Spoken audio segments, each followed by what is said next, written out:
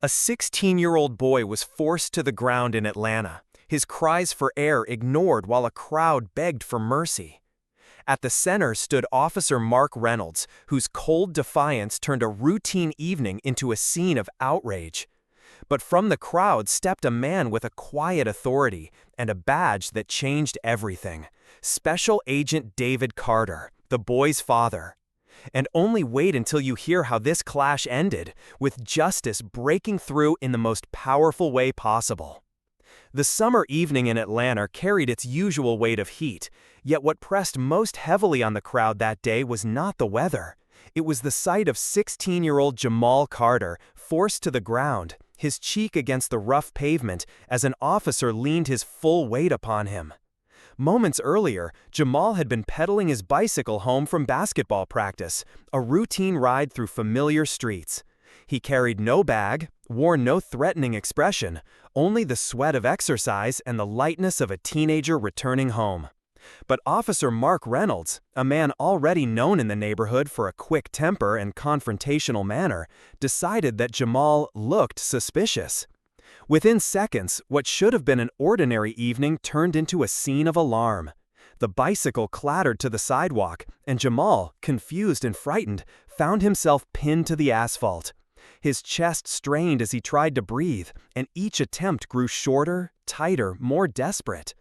Around them, the community reacted with disbelief. Mothers shouted for the officer to stop. Teenagers raised their phones, documenting what their eyes struggled to process. The atmosphere thickened with outrage, every second adding weight to the injustice unfolding before them. Officer Reynolds, unmoved by the cries, projected authority in the harshest possible manner. "Stay back," he barked, his voice echoing off brick walls and car hoods. "Stay back or you'll be next." The command cut through the air, silencing no one but freezing everyone in fear of escalation. What seared into the memory of those present was not just the action itself, but the imbalance it represented. A grown man in uniform exerting force over a boy barely old enough to drive. The image embodied the very essence of unfairness, an abuse of power that left onlookers furious, yet powerless in that moment to intervene. For the community gathered on that corner, the event was more than a confrontation. It was a mirror of something deeper, a reminder of vulnerability carried by those least equipped to defend themselves. And as Jamal struggled, the anger in the crowd ignited, a shared fire of indignation that demanded resolution.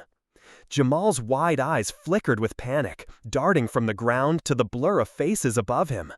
Each shallow breath came as a battle. His palms scraped against the pavement, fingers clawing as if searching for an anchor, for some way to lift the weight pressing him down. The voices around him grew louder, a chorus of desperate pleas. "He's just a kid," shouted one neighbor. Another begged, "Please stop." But the words met a wall of silence. Officer Reynolds' jaw locked tighter, his posture rigid, as though every cry from the crowd only hardened his resolve. His weight pressed down not just on Jamal, but on everyone watching. Through the chaos, Angela Carter pushed forward with a mother's strength, her face wet with tears. She reached for her son, but another officer blocked her path, holding her back with outstretched arms. Her voice split the night. "That's my son. Please, let him go."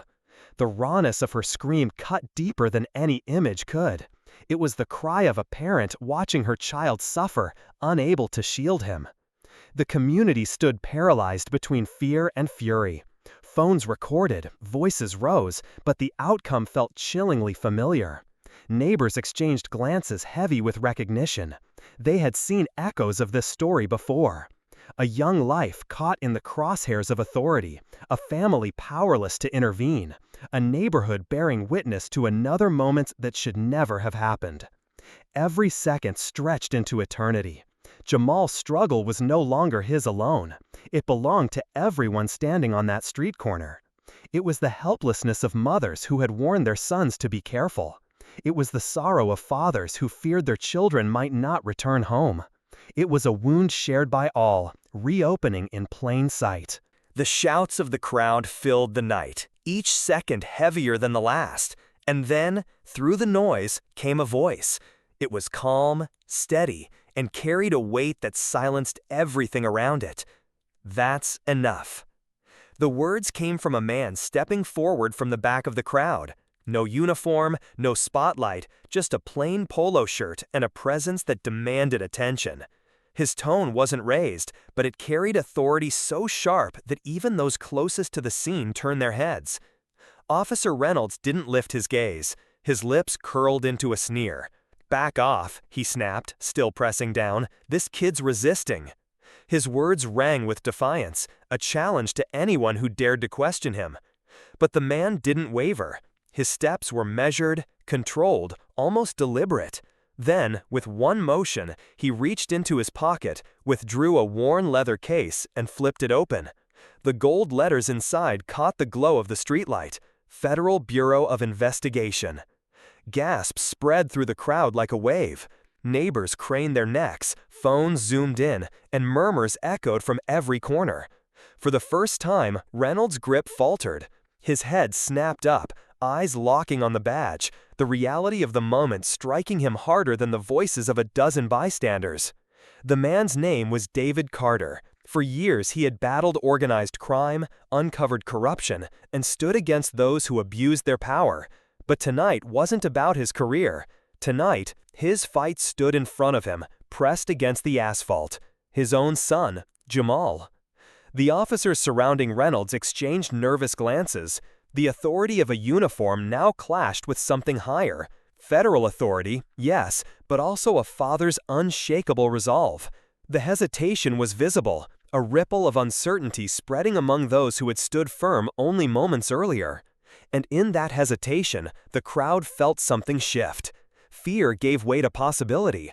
The tide that so often flowed one way, against the powerless, seemed to falter.